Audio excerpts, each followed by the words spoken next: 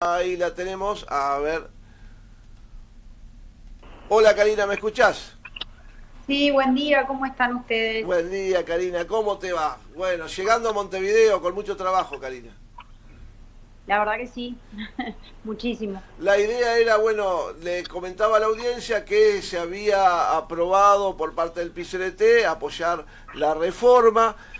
Finalmente salió por mayoría, el PCLT avanza con esto.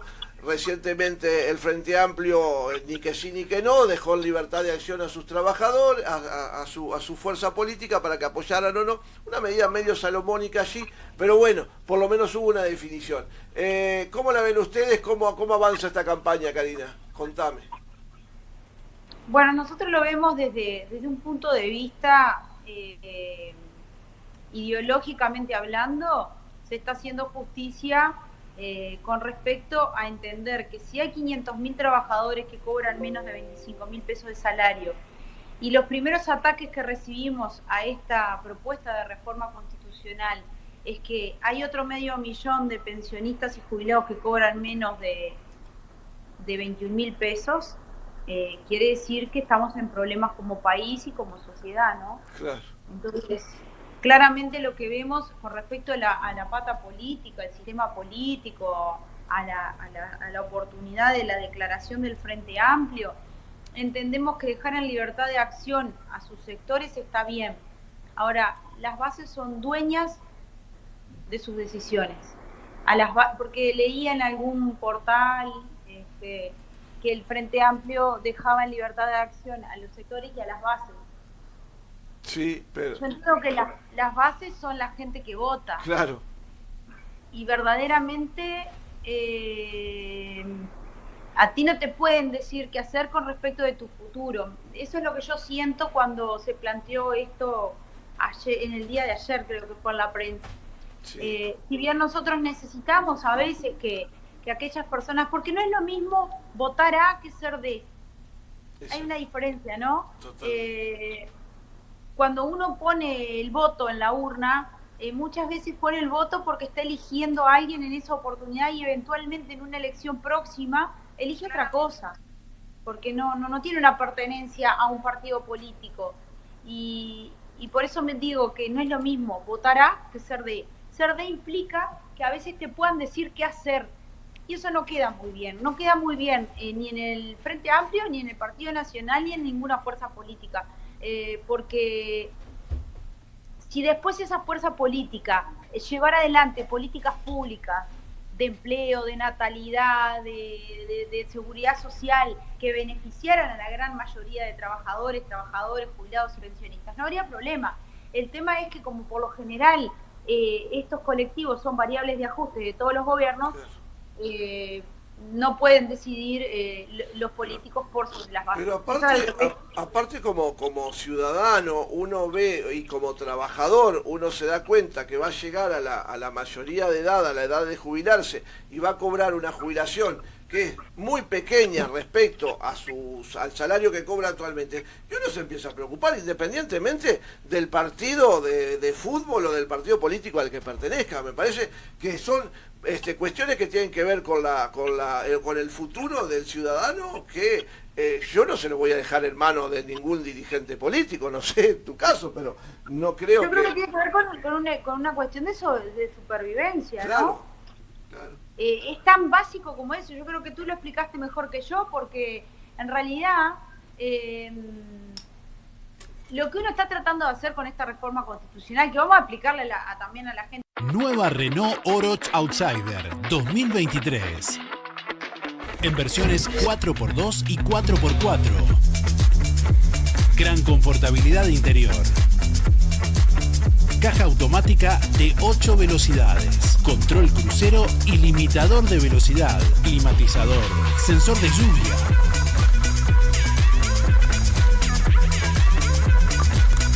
Motor 1.3 turbo. Pantalla táctil de 8 pulgadas con cámara de retroceso y mucho más. Vení a conocerla en Marcelo Vico Automóviles, representante para la zona de Videsol Sociedad Anónima. Concesionario oficial Nissan, Renault, Peugeot, Citroën, BYD, Chaná y Subaru. Lo esperamos en Sarandí 639. Celular 099 542 034. Marcelo Vico Automóviles. ¿De qué se trata, no? En principio hay una ley que se votó en mayo de reforma de jubilaciones y pensiones que implica que no te puedas jubilar a los 60 años como hasta antes de esta ley, ¿no? Que era a los 60. Ahora tienes que jubilarte a los 65 sí o sí. Si sos mayor de 55 no te afecta, y entre 50 y 55 hay una escala progresiva, ¿tá? Quiere decir que todos los que tengan 49 años y no lo cumplan los 50, cumplen los 50 el año que viene, se van a ver perjudicados con esa modificación. Exacto. ¿Qué es lo que vio el movimiento sindical?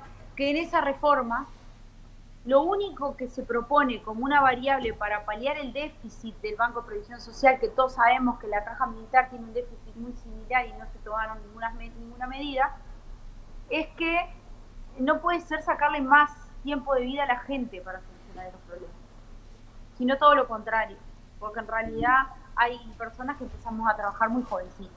Claro. Entonces, uno de los puntos a presentar en la reforma constitucional es que quede la edad en 60 años. Si tú quieres seguir trabajando, nada te lo impide, y si hay una causal anticipada, tampoco te lo impide claro. Esta reforma. Por tanto, hay que dejar en claro que no es una limitante. Lo segundo, que consta de equiparar el salario mínimo nacional y las jubilaciones y pensiones mínimas, implica una erogación mayor del Estado de rentas generales, que rentas generales los generadores somos nosotros, como los 7 puntos de IVA invirtiendo en el mercado interno, y dejar claro que la gente pobre gasta todo lo que cobra en el mercado interno. Total. Todo. Y la gente que tiene mejores ingresos especula, ahorra, claro. Invierte. Sin embargo, la gente pobre decide si almuerza y cena, o si solamente almuerza o solamente cena. Totalmente. Ese es el punto en el que hay que pararse. Y el otro tema, que es el más políticamente complejo, porque arrastra cuestiones de compromisos que se han podido firmar con organismos de crédito internacional, es la eliminación de las AFAP. Y la razón es muy clara y muy contundente. Acá los únicos que se benefician con la existencia de las AFAP son las AFAP mismas, que tienen 22.000 millones de dólares en sus capitales. Por otro lado, perjudican al Banco de Seguro del Estado, que es el que se tiene que hacer cargo de las rentas vitalicias, porque una vez que la persona se jubila, la AFAP se deslinda de esas responsabilidades. Por otro lado, el promedio de jubilaciones de BPS está en 31.000 pesos mensuales, mientras que el promedio de jubilación por AFAP está en 7.500. Repetime eso, ¿cómo, Karina? Eso, perdón. Mientras que el promedio de jubilaciones en BPS es 31.000 pesos, sí. El promedio. Estamos hablando de gente que puede cobrar 80 y gente claro. Que puede cobrar 17, ¿no? Totalmente, el promedio. Bueno, el promedio es 31.000 pesos.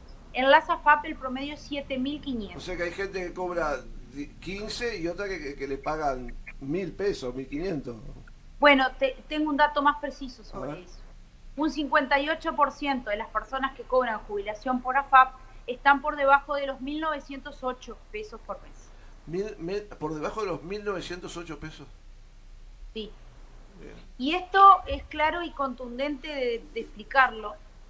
Es muy importante que la gente lo comprenda. ¿Viste que esas cosas no trascienden? Por eso tiene que ser titulares de todos los diarios, de todos los programas. Es difícil, es increíble eso, ¿no? No, siempre trasciende lo que embarra la cancha, sí, claro. Lo que complica la discusión. Sí. Ahora se está hablando de la expropiación del dinero de los trabajadores, por ejemplo. Qué fea la palabra expropiación por un lado, y qué horrible que también lo hagan desde un punto de vista, yo le llamo asustaviejas. Sí, claro. No tengo nada en contra de las señoras mayores. No, claro, pero es en realidad, así, claro. Somos decir un país envejecido y cualquier cosa que pueda asustar o alertar o alarmar a ese sector causa un gran impacto, ¿no? Y esto es así, tal cual. Y bueno, y si lo dijo el noticiero, yo le tengo que creer. Exacto, exactamente. Ahí está. Pero estas cosas no las dicen. No. Porque, a ver, 1.908 pesos, dije, por mes, el 58%. Pero también están las personas que cobran 50 pesos, 3 pesos, 32 pesos. O sea, claro. Hay una amplia gama de valores en ese 58%. Ahora, si se derogan las AFAP, Karina, ese dinero podría usarse en el BPS y salvar este déficit que dicen que tiene la caja, ¿no? Bueno, nuestra propuesta es justamente esa, que se deroguen las AFAP y el dinero vuelva en forma de fideicomiso, como ya se hizo en la ley 19.590 para los cincuentones. Hoy salió un artículo en La Diaria que te lo recomiendo. A ver. Después te paso bien las coordenadas, porque yo todavía no lo tengo. Leo la prensa muy temprano, pero hoy estoy un poco complicada con unos temas y no terminé de leer. Pero habla también del tema de los cincuentones y cómo impactó eso en su momento, cómo la gente volvía al BPS y la que no volvía era porque debía aportes a la seguridad social. Porque tampoco la gente sabe que acá paga más el más pobre. Los más pobres pagamos todo.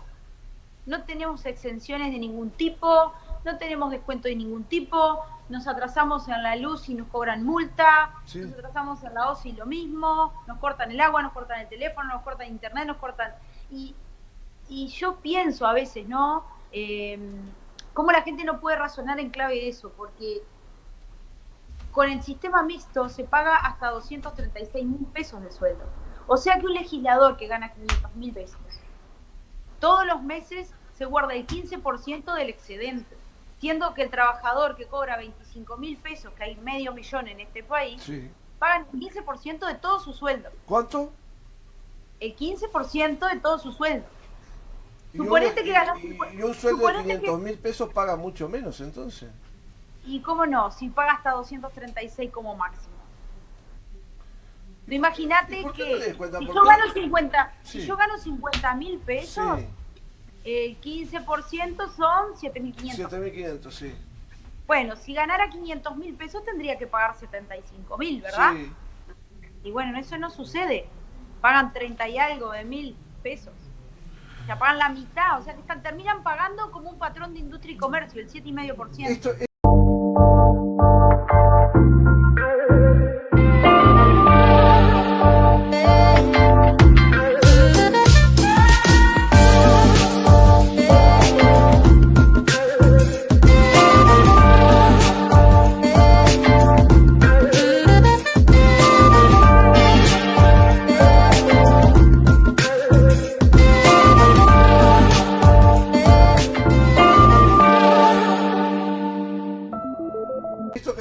Es una autocrítica, ¿no? Pero porque como ciudadano común, todos sabemos cuánto te pagan por un jornal solidario, cuánto le pagan a un pobre, qué prestaciones tiene, pero de estas cosas cuando les descuentan a los ricos, no sabemos nada, no nos cuentan nada nunca. Lo que vos me decís es terrible, o sea que le descuentan por una franja y el resto es libre. Claro. Me dejás helado. La verdad es que ya me acabas de indignar toda la mañana. Te indignaste tarde, Gabriel, tengo que decirte, porque esto sucede hace 27 años. Sí, bueno, pero no es información que uno maneje habitualmente, porque no se la cuentan. Yo me siento en el informativo, a ver el informativo a las 7 de la tarde, y no me cuentan esto. No me dicen que al señor que gana 500.000 pesos le descuentan solo hasta 250 y después el resto es libre, y al pobre desgraciado que gana 50 le sacan 7.500 pesos. No lo dicen. No te lo dicen, no. Entonces, ¿quién está bancando? ¿Quién está bancando la seguridad social? La estoy pagando yo, entonces. ¿La está pagando cualquier trabajador? No la está pagando la gente que tiene mucho dinero. Y si tú te pones a pensar de qué forma se financia, que es con aportes de patrones, trabajadores y los 7 puntos del IVA y rentas generales, por supuesto que la estás pagando tú. Aún estando desempleado la estás pagando tú. porque tomando un mate, comprando la yerba, comprando pan, comprando carne, comprando harina, comprando lo que sea, estás pagando IVA. Claro, por eso te digo que esto viene de antes, esto es el sistema, esto supera por encima de los gobiernos. Tiene que ver con el sistema que a mí me parece que está mal. Es lo mismo que el tema de la jubilación. ¿Cómo puede ser que un ser humano nazca, se integre a un sistema de producción durante 30 años, 35 años, 40 años, trabaje, haga sus aportes y cuando se retire tenga que preocuparse pues no va a tener para los medicamentos? El sistema está mal, evidentemente, no tiene que ver con una cuestión de política, es decir, alguien lo hizo mal y lo están preservando así porque a alguien le sirve, evidentemente, pero el sistema está mal. Bueno, no lo puede que pasa ser es así. que el análisis es un poco más profundo que eso, ¿no? Está mal, pero hay que saber por qué está mal. Sí, claro. Y está mal Contame. porque las reformas a nivel de América Latina y del mundo, que han venido por el ahorro individual para separar a la gente, y que lo que se está usando hoy como uno de los argumentos fundamentales es la expropiación de los dineros. No están hablando del dinero que tiene Karina en la FAP, que no es tanto, y que Karina lo quiere en el BPS sí o sí, porque Claro. Karina, aunque se muera mañana, quiere que ese dinero sirva para otra persona que usufructúe la seguridad social solidaria. Claro. No que pase lo que pasó en pandemia, que miles y miles de trabajadores uruguayos fueron al seguro de paro y las AFAP siguieron recaudando a pesar de todo eso y no ayudaron en nada a la al BPS, que fue el que puso el dinero para transitar esa contingencia. Trabaja con todo su esfuerzo durante 40 años con la convicción de que cuando llegue a la jubilación va a ser un pobre desgraciado que no va a tener que pedirle a los hijos para que lo ayuden a comer. Es patético. Bueno, eso en el caso de que los hijos no estén desempleados y el único claro. ingreso en la casa sea la de jubilado. Claro. Que eso también sucede, porque se nos ha criticado mucho también por defender la jubilación y pensión y no defender la inseguridad alimentaria de los niños menores. A ver, nosotros somos trabajadores de la seguridad social y tenemos en cuenta todos los aspectos. Lo que también sabemos es que hay un altísimo porcentaje de hogares de menores recursos en los que solamente ingresa la jubilación del abuelo y la asignación familiar del niño. O sea, nosotros tenemos claro cómo están conformados los núcleos familiares. El tema es que no podemos pelear por todo a la vez y necesitaríamos más ayuda de todos los que critican. En realidad necesitaríamos que todos estén en un nivel de información igualitaria, digamos, de que manejen todos estos temas y nos ayuden a colectivizar y que la gente se entere por qué pasan estas cosas. Estas cosas pasan porque firmamos contratos con el BID, con el Fondo Monetario. En plena pandemia aumentamos exponencialmente la deuda externa y eso lo pagamos nosotros, los pobres. Porque los ricos siguen generando riqueza. En plena pandemia exportaban y sacaban sus dineros afuera mediante la especulación, como te decía hoy. El pobre manipula, el pobre se gasta todo en comida y en servicios básicos, como puede ser la UTE, la OCE, Antel. En realidad, lo que hay que tener claro es, uno puede dinamizar la economía de dos maneras. Una, inyectando capital, Claro. y haciendo, como dice, y otra recortando. Este gobierno ha recortado todo lo que ha encontrado. Más allá de que los gobiernos anteriores dejaron sentadas las bases para que esto se diera, porque podrían haberlo evitado de algún modo, pero tal vez no pensaron nunca perder el gobierno. No sé, eso no lo voy a analizar yo ahora. Lo que sí digo es, los recortes son brutales. Llevamos 3 años de pérdida de poder de compra de los jubilados de este país y pensionistas.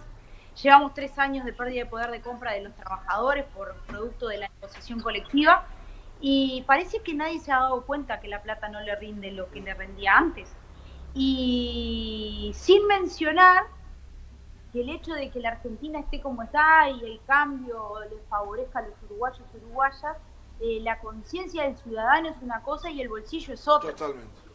Entonces, muchos comercios en las zonas más cercanas a Fray Bentos, a Salto, Paysandú, están cerrando porque no tienen manera de sostenerse con las puertas abiertas, porque se lo comen los impuestos y porque hay un Estado interventor que no está interviniendo lo suficiente eficiente, valga la redundancia, Claro. y se limitó a hacer una propaganda con una nenita con un pizarrón que te explica que tenés que comprar en tu país. ¿Qué sé yo?